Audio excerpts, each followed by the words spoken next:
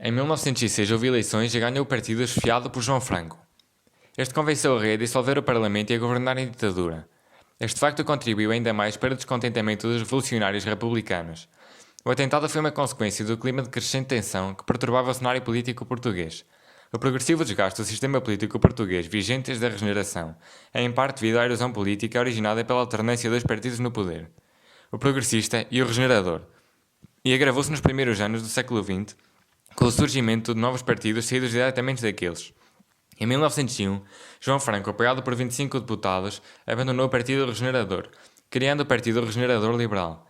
E em 1905 surge a dissidência progressista, fundada por José Maria de Alpuim, que entrou em ruptura com o Partido Progressista, do qual se separou com mais 6 deputados eleitos pelo mesmo partido. Era esta a conjuntura quando Dom Carlos decidiu, finalmente, a ter uma intervenção ativa no jogo político, escolhendo a personalidade de João Franco para a concretização do sempre falhado Programa de Vida Nova. Este, dissidente do Partido Regenerador, solicitou ao rei o encerramento do Parlamento para poder implementar uma série de medidas com vista à moralização da vida política. Tal pedido já havia sido antes feito ao monarca pelos líderes de 2 partidos tradicionais, mas este sempre recusara, atendendo ao princípio de que o rei reina mas não governa. Agora, no entanto, Dom Carlos achou chegado o momento de intervir, depositando a sua confiança no homem que julgava a altura e encerrou o Parlamento. É evidente que o novo governo não poderia ser bem recebido pelos que dele não se beneficiaram, pelo que se acirrou toda a oposição, desde os partidos monárquicos aos republicanos, estes aos quais o renovar sistema político monárquico retiraria protagonismo ou mesmo razão de ser, vão assumir uma atitude maquiavélica. Como então dizia Brito Camacho, relativamente a João Franco, havemos de obrigá-lo a transigências que rebaixam ou às violências que comprometem. Foram eficazes os ataques pessoais, tanto a Dom Carlos como a João Franco, tanto da parte daqueles como dos dissidentes progressistas, com os quais se entenderam. O regicídio foi uma consequência indireta dessa estratégia. O rei, a rainha e o príncipe real encontravam-se em Vila Viçosa, no Alentejo, onde costumavam passar uma temporada de caça no inverno. O infante Dom Manuel havia regressado dias antes por causa dos seus estudos como aspirante na Marinha. Os acontecimentos anteriormente descritos levaram Dom Carlos a antecipar o regresso a Lisboa, tomando o comboio na estação de Vila Viçosa, na manhã do dia 1 de fevereiro. Durante o caminho, o comboio sofre um ligeiro descarrilamento junto ao nó ferroviário de Casa Branca. Isto provoca um atraso de quase 1 hora. A comitiva régia chegou à Barreira no final da tarde com destino ao Terreiro do Paço em Lisboa, onde desembarcaram na estação fluvial Sul e Sueste por volta das 5 horas da tarde, onde eram esperados por vários membros do governo, incluindo João Franco, além dos infantes Dom Manuel e Dom Afonso, o irmão do rei. Apesar do clima de grande tensão, o monarca optou por seguir em carruagem aberta, envergando um uniforme de generalíssimo, para mostrar normalidade. A escolta resumia-se aos batedores protocolares e um oficial a cavalo, Francisco Figueira Freire, ao lado da carruagem do rei. Havia pouca gente no Terreiro do Paço. Quando a carruagem circulava junto ao lado ocidental da praça, houve-se um tiro e desencadeia-se o tiroteio. Um homem de barbas, passado a carruagem, dirige-se para o meio da rua, leva a cara à carabina que tinha escondida sobre a capa, põe o joelho no chão e faz pontaria. O tiro atravessou o pescoço do rei, matando-o imediatamente. Começa a fuzilaria. Outros atiradores, em diversos pontos da praça, atiram sobre a carruagem, que fica crivada de balas. Os populares já estão a correr em pânico. O condutor, Bento Caparica, é atingido numa mão. Com uma precisão e sangue frio mortais, o primeiro atirador, mais tarde identificado como Manuel Buissa, professor primário expulso do exército, volta a disparar.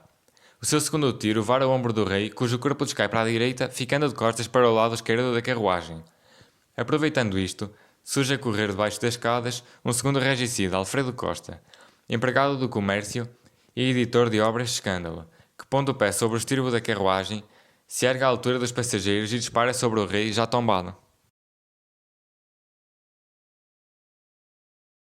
Dos factos conhecidos, não se considera geralmente o assassínio do rei como a execução de qualquer decisão vinda dos republicanos, dos maçons e da dissidência progressista enquanto grupos. O que não quer dizer que os mesmos grupos não tenham a sua cota para responsabilidade neste crime.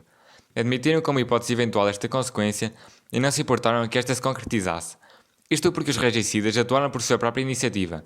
Apenas se encontraram nessa posição pela iniciativa daqueles que os mobilizaram e armaram para outros fins. Estudos recentes vieram trazer luz sobre os responsáveis e a sua motivação, embora muito ainda esteja envolto em dúvida. 4 autores são a base principal dos factos que se apuraram: Raul Brandão, António de Albuquerque, Aquilino Ribeiro e José Maria Nunes. Destes, os 2 primeiros não estavam envolvidos no atentado, tendo recolhido depoimento dos terceiros.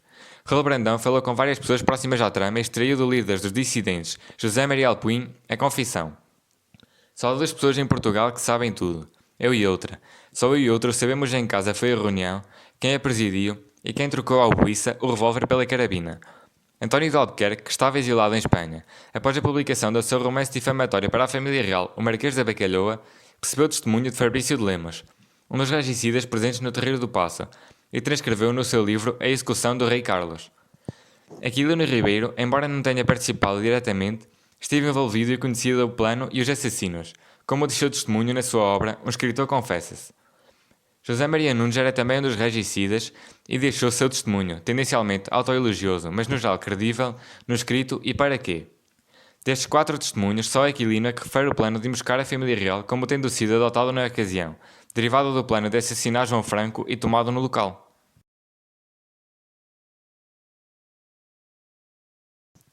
Em retrospectiva, o regicídio é geralmente considerado como o fim efetivo do regime monárquico constitucional, sendo o golpe de 5 de outubro de 1910 apenas a sua confirmação. Pode considerar-se o regicídio de 2 maneiras: um acontecimento natural no percurso decadente do regime monárquico que acabaria por cair de qualquer maneira, tendo atentado apenas apressado a sua conclusão, ou como o ponto de viragem que impediu a reforma e sobrevivência desse regime. Neste último caso, o atentado foi, para o Partido Republicano, embora este não tenha sido por ele diretamente responsável, um passo decisivo. Pode ter sido eficaz, mas ensanguentou a vida futura da República, produziu novos magnicídios e, em última análise, tornou a violência numa arma política que viria a minar e a condenar o novo regime.